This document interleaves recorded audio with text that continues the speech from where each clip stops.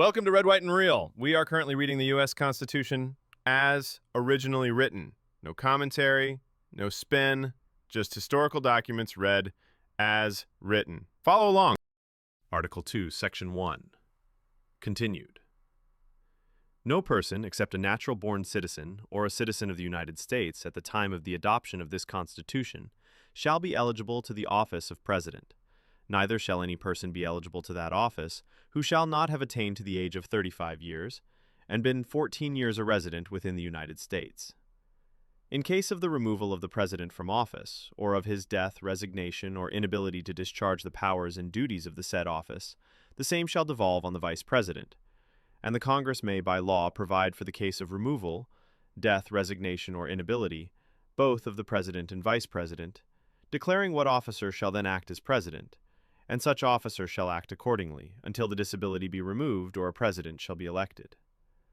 The President shall, at stated times, receive for his services a compensation which shall neither be increased nor diminished during the period for which he shall have been elected, and he shall not receive within that period any other emolument from the United States, or any of them. Before he enter on the execution of his office, he shall take the following oath or affirmation. I do solemnly swear, or affirm, that I will faithfully execute the office of President of the United States, and will, to the best of my ability, preserve, protect, and defend the Constitution of the United States. Section 2. The President shall be Commander-in-Chief of the Army and Navy of the United States and of the militia of the several states when called into the actual service of the United States. He may require the opinion, in writing, of the principal officer in each of the executive departments, upon any subject relating to the duties of their respective offices, and he shall have power to grant reprieves and pardons for offenses against the United States, except in cases of impeachment.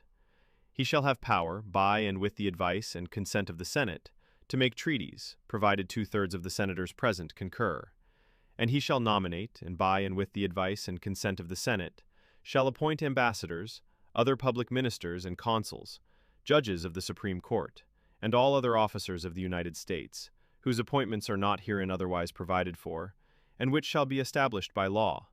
But the Congress may by law vest the appointment of such inferior officers as they think proper, in the President alone, in the courts of law, or in the heads of departments. The President shall have power to fill up all vacancies that may happen during the recess of the Senate, by granting commissions which shall expire at the end of their next session.